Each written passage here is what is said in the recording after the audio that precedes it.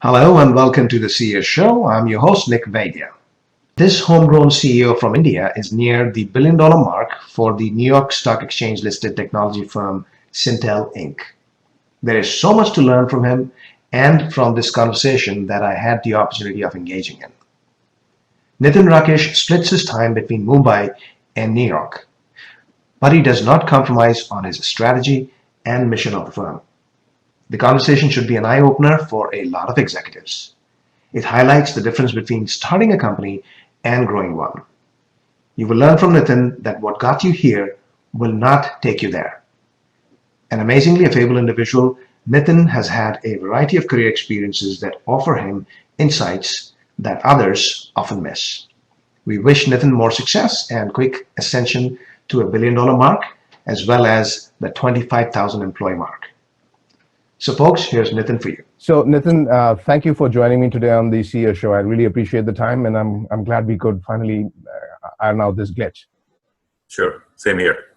So biggest value that we'll get out of this conversation is how to grow the market of selling services, solutions, IT, KPO, BPO from India into the US. And there are so many things that I've seen wrong in several places.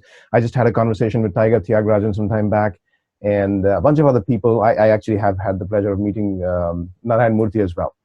Sure. So in the organizations, there are clear-cut differences, the ones that are truly astoundingly successful and the ones that are not. And one of the things I've noticed is the CEO does matter. Sure.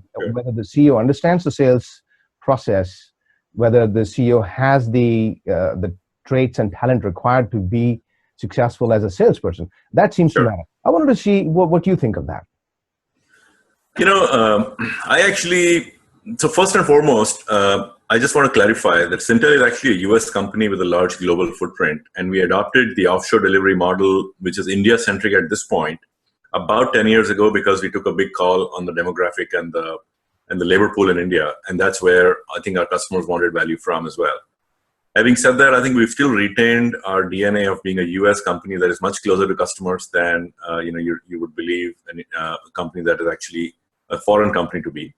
We've maintained our roots in the U.S. We still have large facilities in the U.S. Our leadership is split between U.S. and India, and I actually work out of New York and Bombay. I spend my time equally. Good. I mean, again, you asked me a question that is close to my heart. I think there are 2 or 3 things that clearly stand out in our business. First and foremost, how clearly do you understand your customer's business?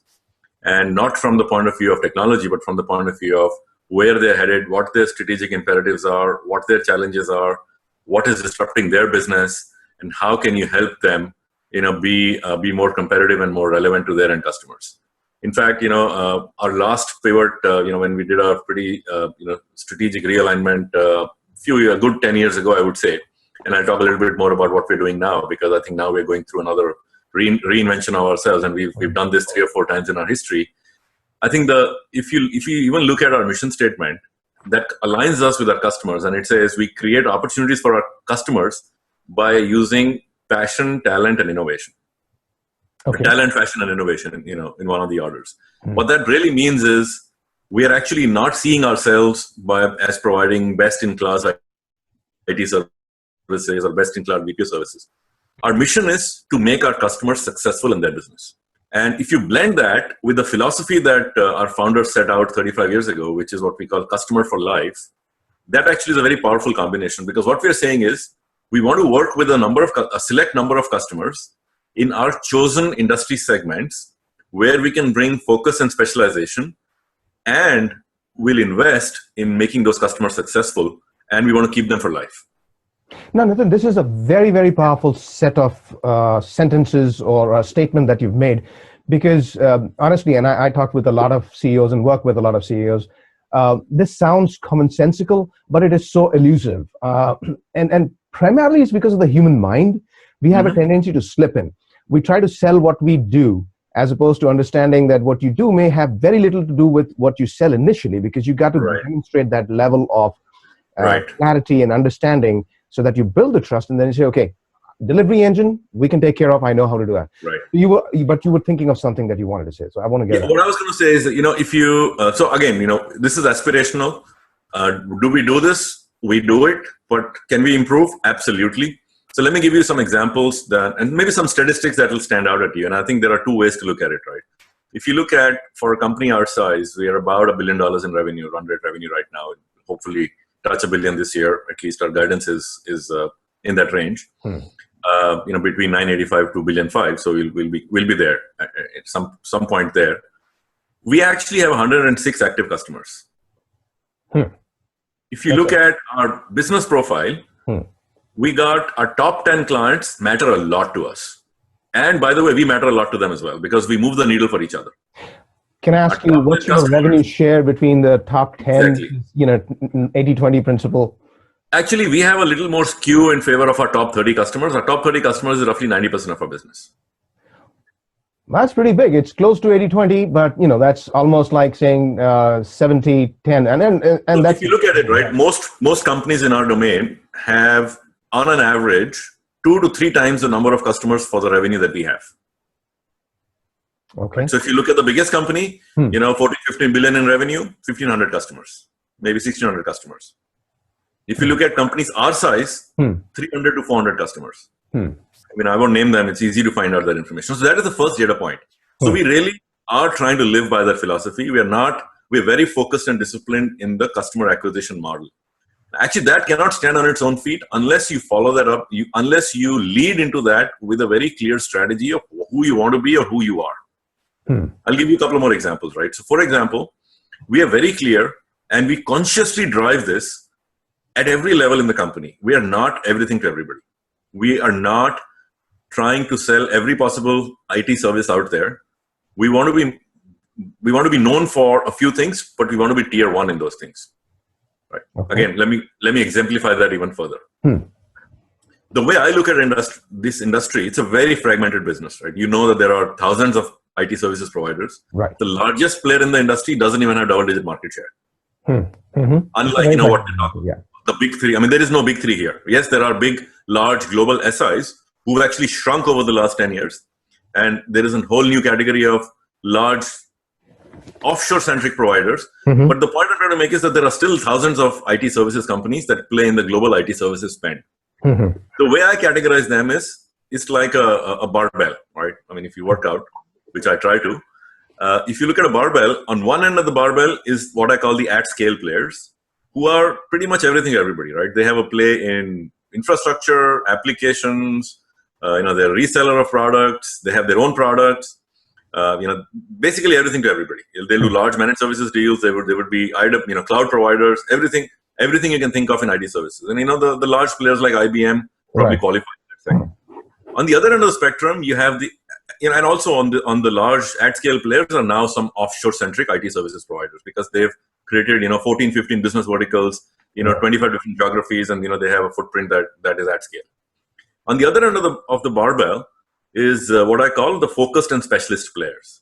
And what qualifies a focused and a specialist player is that you essentially bring something to the table that differentiates you. It could be industry knowledge, it could be IT service, it could be a certain specific solution.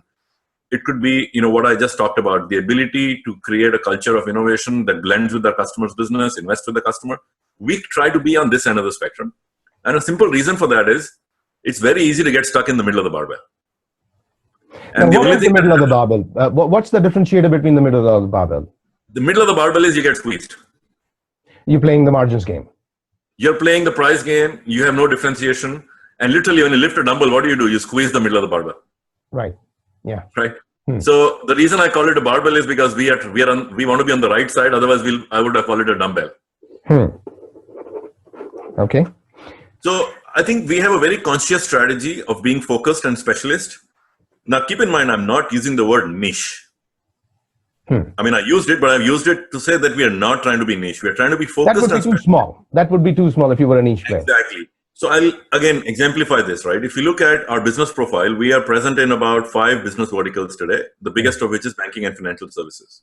But banking and financial services is also so big that you can actually be a retail bank product company, you can be a digital banking company, you can be a capital markets BPO provider, you can be a cards and payments business. We've taken a conscious choice based on our understanding of the market and the opportunity set that we will play in three sub-segments of banking and financial services. Our biggest segment there is cards and payments. And the reason why that is important to us is, one, we had existing customers in that segment. Two, we think that is a segment that is very, very ripe for disruption and innovation and hence spending. And clearly, there is a lot of activity where we can add value. So over the last 8 or 9 years, we've invested really deeply in building our capabilities in that segment, both from the point of view of, basically people, process, and technology, right? Do we understand So you consciously say no to a lot of possible opportunities. Exactly. So if a retail bank comes to us and says, I'm looking to implement Hogan, not an area of focus or strength for us, can we build it? Yes, we can, but it has to be part of this virtuous cycle that we want to lay out. So what we've started to do is we've started to play out these virtuous cycles. You pick an area within an industry segment, a chosen industry segment, where you identify a large opportunity, you find what the customer's problem is, what solutions they need, invest upfront, build IP, build capability, create leadership teams around those segments, then bring out something in the market either as a service or as a capability, and then identify a set of customers that should be your dream accounts. Now, this is all absolutely wonderful, and as a growth strategy for a reasonable sized company, that makes sense, because I think you can chart your course. You've got your core competence, your understanding of the industry segment. So you say, let me capture this segment and be the best of the class player in this small little, let's call it a beachhead, for the lack of a better word. But how do you get to that point? So if you look at really large organizations, their issues are very different. Like you talked about these largest firms, IBM and other large corporations that are into everything. They possibly can be into everything because they've got the talent, the resources, the size and the scales, right? So that's good. Mid-size, what you're describing, and I would call it not mid-size, but the other end of the spectrum, as you said, that you're focused, you're specific, you go and say, look, we compete with IBM in this space because IBM cannot do what we do. We really have solid understanding here. Absolutely.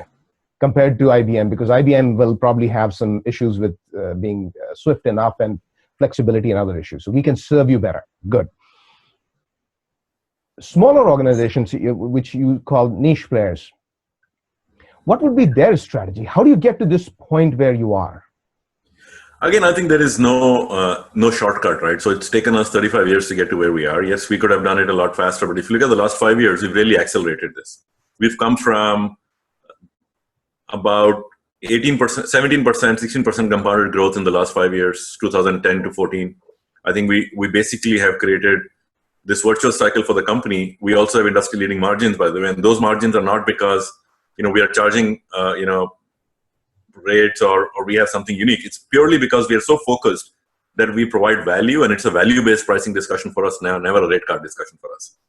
So I think the short answer to your question is identifying that area of focus and specialization, having anchor customers, investing with those customers, creating those beachheads. So, we have, the reason why we have our top 10 accounts so important to us is because those are the accounts that we invested with. And in return, we build capability, we build, ability to understand those businesses, and we've now leveraged that to create scale. And we are continuing to do that, right? So another example is healthcare in the US, payer and provider. We've been in that segment for 15 years. It was a very slow burn for the first 7 or 8 years. Last 5 years, exploded, and we've grown more than 20% compounded last 5 years in that business alone. And the reason is because one success leads to another, and we then decided we're going to invest in the entire patient life cycle, not just from an IT perspective, but where we can help the customer. Where can we help them in claims, revenue cycle, health information exchanges, ICD 9 to 10, integration with these insurance exchanges or the healthcare exchanges that have come up. Now we need to get them closer to their customers, so there's a lot of work around data and analytics. Then there's consolidation going on. There's a lot of work around integration and disintegration. So I think, again, you have to be able to choose what I call a secular growth market. You have to be able to identify at least some pockets in the market where you have some capability that you can build on. And not every bet you make will play out, but I think if more play out than not, I think you'll be in the right spot. And that's kind of the strategy that we followed. And I'm very, very passionate. I mean, I ran sales in North America for us for 2 years, 2013 and 14. 12 and 13, half of 12 till half of 14. And clearly, the strategy we drove was a focused, disciplined go-to-market around a focused set of solutions, customers, and a focused set of solutions and a named set of clients, right? We are very, very clear. We will not answer every phone call that rings. We will not have a cold calling engine that makes 100 phone calls a day. And this is not a dartboard we are playing on. We are basically playing on a very conscious strategy of solving a puzzle, and that puzzle involves capabilities matched with the market opportunity, matched with customers. So there is the new account acquisition, and clearly your revenue and your profits come from those few clients that end up becoming huge part of your business. So while the new account acquisition is an important element to growth, because from there you will sieve through and identify an account to grow to the level of the top 10, top 30 clients, or Sure. 30% of your clientele. So new account acquisition is important, but equally important is growing that account from your perspective, because that is an operational as well as a strategic path for you, because it's not just the account, it's also which account you grow. Even though they may have the capacity to grow into bigger clients, but you're thinking more in terms of portfolios and say, right, do we want to? You get to pick and choose. So from your new acquisitions, you get to pick and choose whom to really focus on and provide the quality of services and well, essentially services and support to grow. So there are two elements, right? Where do you find your focus? In new client acquisition or in growing the accounts? I think it's you have no choice, Nick. You have to do both. Right? New client acquisition is important, but what's more important is the right kind of customer and the right kind of engagement. I could open. I mean, we have this concept of dream accounts I talked about, right? I could have a dream account but it could be the wrong engagement in dream account. It could be an area where we have little strength or where we may be a marginal player. Just because it's a dream account doesn't mean that we actually go and take that engagement. So I think we want to be much more disciplined. We're already quite disciplined about that process. Then actually our stated objective is accounts, what we call 4 through 30. Our top 3 accounts clearly, are large accounts for us. They contribute, each of them contributes more than 10% of company's revenue. And that's a publicly stated information, because we have to file that with the SEC. Okay. So we actually have a conscious strategy for the last 2.5 years, 3 years maybe. We've been working on it for much longer, but for the last 2.5 years, we've been publishing the data points. Accounts, we used to call it 3 to 30. We then grew account out of that and it became a number 3 account. Now we call it 4 to 30. That segment of the customers have to grow faster than company. Similarly, Europe as a segment has to grow faster than the company, because this is where what we call our growth engines. So you identify not only your growth engines, but you probably also identifying what the market forces are. Where is the market heading, and therefore should I be in that? Should I sail with the tide? Exactly. So again, as I said, it's a puzzle that you have to solve based on opportunity, segment, customer need, and capability set. And if you can find the right mix of these 4 or 5 variables, I think that's what helps us differentiate, continue to win logos, continue to expand those. But not every logo you win will expand the way you want to expand or the way you thought it will expand. But the right trick is to continue to have enough new wins, and again, if you can have 10, 12, 15% of your new revenue, incremental revenue each year coming from new wins, that sets you up nicely for the next year. And again, this is not a straight line. It doesn't always work like that, but that's kind of the way you want to run it. So, where to play and how to win become both important parts of your strategy. So your sales team, how is it divided? The standards, hunter versus farmer kind of analogy that people give. How's divided? Yeah, we have so again, since I set up the new structure 2012, I can share a little bit of thinking with you. We are slightly different in the way we go to market. In most companies, they go to market by business units. Like the banking guy will lead all banking, from sales to solutions to everything. What we've done is we've got a structure where we go to market by business unit, but we have a specialty sales unit that also is aligned to the verticals. But there is what we call constructive conflict in that process, because I want the salespeople to be empowered as well as the business unit owners to be empowered. So we have a sales to at a high level, it's by geography. So we have a European sales team and we have a North America sales team. Right. Within North America, we have sales teams by business units. So there is a banking sales head, there is an insurance sales head, there is a healthcare sales head, and so on. In some cases, we may actually split the role depending on the size of the opportunity. So we may have somebody, for example, in healthcare, we have somebody focused on on payer and life sciences, and somebody else focused on provider, because those are distinct segments. Okay. And then similarly in Europe, we actually have, so the European head is based out of the UK, but they're on both UK and Europe. And again, there is a vertical focus there. Even though Europe is smaller for us, we are investing in that region. And then we have the business unit heads who basically own the P&L for each of those business units, both revenue and margins. Okay. The intent is, and then we've created a layer of practice which brings in the capability that the BUs provide. So clearly, every account that we open, my mindset is very simple. Every account that we have in the company is a growth account. Just because it is a big account for us doesn't mean it can't grow. So every account, we have a model where there is a good combination of sales and account management coexisting. Okay. So is the account manager different from the salesperson? Let's say you get a new account, and do they hand over to the account manager, or is the same person continuing? No. So account manager is different from a sales manager or a sales executive. So every account in Syntel has a sales exec and an account exec assigned to them. Okay. Because we want to be able to make sure that they can, quote unquote, divide and conquer. Right. Okay.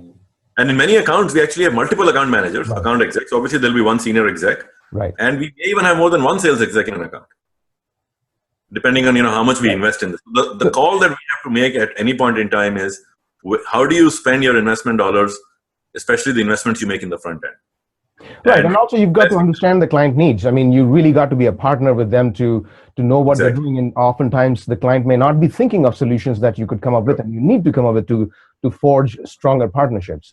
And that's the right way to approach. But the sales manager or sales head for a given account, does he have or she have a role to play subsequent to acquisition of the account?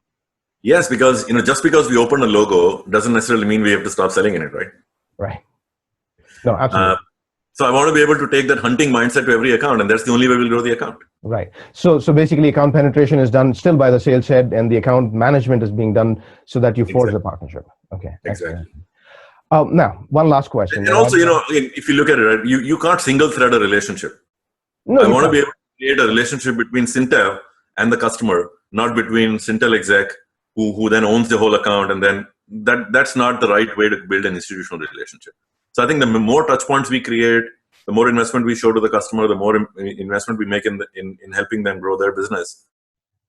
I think that the better it becomes from the point of view of building those long-term relationships. And hence, we can only do that in a finite manner, right? I can't do that for 500 accounts. I can only do it for 50, 60, 80 accounts.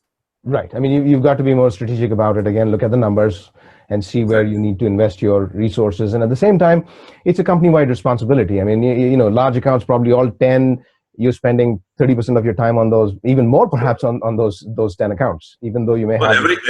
all the top 30 accounts I actually meet at least once a year, if not more. And obviously then I spend a lot of time in new accounts as well. So again, I think my sales background, and I also ran a business unit at Syntel before. So I think that helps me kind of understand where the opportunity is. But in the end, I think it's really an institutional relationship that we need to forge. And that requires an element of making sure that you deliver to your promises as well.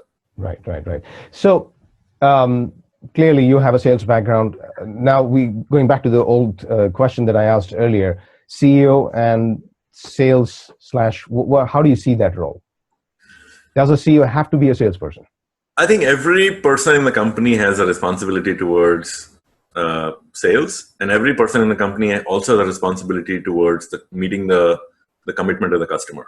So yes, I think it helps if you are market focused. It helps if you have a background in understanding customers, but I don't think that is the only way you can be leading a company. I mean, I know a number of people who have a very, very strong technical background, and that's their strength, and that's how they derive the respect they derive from the end customer. So again, many examples of that in our industry, many examples of that in many other industries, and I've actually been CEO in another industry, in financial services. So I think the way I look at it is, your ability to lead people, your ability to lay out a vision, align, people around it, make some early bets, or make some bets at least, fail fast, move forward. I think all of those come into play. Obviously in the end, it's a leadership role. And there's a reason why, it's called a management role. But you have to have at least one or two things that actually ground you to the job. And it could be an understanding of customers, understanding of market, understanding of technologies, all of the above. You could be just a great people leader and Right. still be very, very effective in doing a job. So I think, yes, it helps, but I don't think it's Necessity. a. But what might be but what might there are be many other traits that you have to bring to the job, right? right. You bring a set of skills, a set of strengths, and Right. the rest you need to make sure exists somewhere in the organization. Absolutely. I mean, my mantra is to hire people that are smarter than me. Yeah. Wonderful. Now, last question, and I've touched upon this earlier as well. I don't know if you worked with smaller organizations. Oswal was certainly not small. But if you were to be an entrepreneur and start your own gig, based on all your experiences and recognition that, large corporations have a different set of problems and different set of strategies that they can use. The middle ones, another one, as you are pointing out, but the smaller ones, niche is always not possible. And especially there's so many Indian companies trying to get into this. What do you have to say to them? So Nick, again, I have, in the last 20, 21 years that I worked, I have always seen myself as an entrepreneur. What that means is, actually, I've started 4 businesses within large companies. The largest of them was actually the largest mutual fund in India back in the 90s called UTI. You're probably well familiar with them. Yes. In fact, I own some of it. I don't know what even at MotilalOswal, I actually created a new business of money management, and that business is also very crowded. So we created a whole new segment in the market, and all the 6 products I launched in the first 2 years of that business were all products that were not existent in the market, in a market that had 3,000 funds, by the way. Wow. It's always possible to find white spaces if you have the ability to take certain bets and be innovative. My first fund won the Most Innovative Fund Award. My 4th fund won the Most Innovative Fund Award in Asia Pacific. So I think similar approach and mindset, if you take to Syntel, we just announced the launch of something called SynPods, right, which to me is actually path-breaking, because we've actually gone out and put ourselves out there and said, we are taking a big bet on process automation and IT automation. And by the way, as you do that, we can also help you do DevOps, because clearly you need agility and you need the ability to launch product quicker. And the only way you can do that is if you take human interface to a new level. So I think it's always possible to find areas of opportunity to be innovative. Obviously, it requires a certain investment, understanding of the market, appetite for risk, and most importantly, you have to put yourself out there and say, this is what we're trying to do. So I mean, it's not hard to set up a new business. Trust me, I know that. Even within Syntel, in 2003-04, I set up our BPO business. So I actually come from that background also. Our second largest relationship was built single-handedly by me. And obviously, I had a whole team to work with me. But clearly, the domain that we had to bring to bear to set up that BPO business, or KPO business as we call it, wasn't trivial. So setting up a new business is always hard, because finding the first customer is always hard. Right. Finding the capability is always hard. And when you think you've solved those 2 problems, then scaling is hard. Because what works with 100, 200 people doesn't work with 2,000 people, doesn't work with 5,000 people. Right. So my only learning, and I'm a constantly learning new things and new ways of doing things. But my only learning is there is always innovation possible in the way you approach business, in the way you take services to customers. And it just requires sometimes, a different perspective. And more often than not, we are too close to the business and we miss that perspective. We miss the woods for the trees syndrome. And if you can avoid that, once in a while, take a step back, not come to the office for 3 or 4 days, or do more often than not, these are things that you realize when you're on a 16-hour flight, and then you have time, with no email and no phone, and then you have time to really, really think. So I think it's possible. It's not easy, but if it was easy, there'd be everybody would be a billionaire. True, and the thing about what I have realized and experienced is that innovation is something that you need to dedicate yourself to. It just doesn't happen by chance. I mean, it does happen by chance also, but if you really want to be successful by premeditated, intentional effort, then you need to say, okay, I need to think this through and come up with an idea that makes my product, services, whatever it is, different somehow. And innovation is always possible. I mean, that's limitless, as long as you push towards it.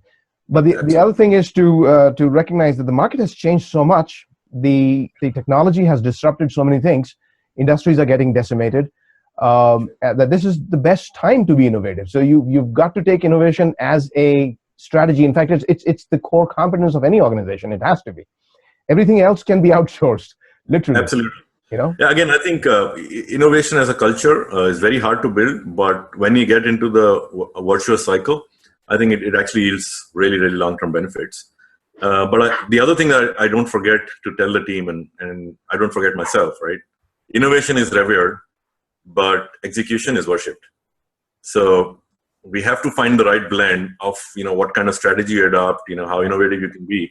But in the end, if you don't execute well, that's not the right thing for stakeholders either. So I think that balance, to be honest, is one of the hardest things I have to accomplish as a CEO, because being a public company, there is obviously the rigor and discipline of being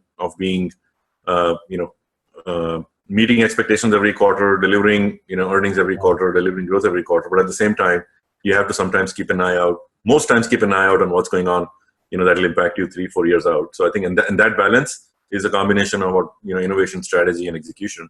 And if you can find that balance, I think, it's a happy virtuous cycle. If not, it turns into a vicious cycle. No, absolutely. This was a pleasure for me to talk with you, Nitin. I really, really enjoyed, especially the discussion was very meaningful. There's a lot of theory out there, but when you hear from someone who's actually executing upon it and succeeding with it, I think it brings a series of inspirational quotes that I'm hoping to get out of this. Thanks a lot. Look forward to speaking soon. Thanks.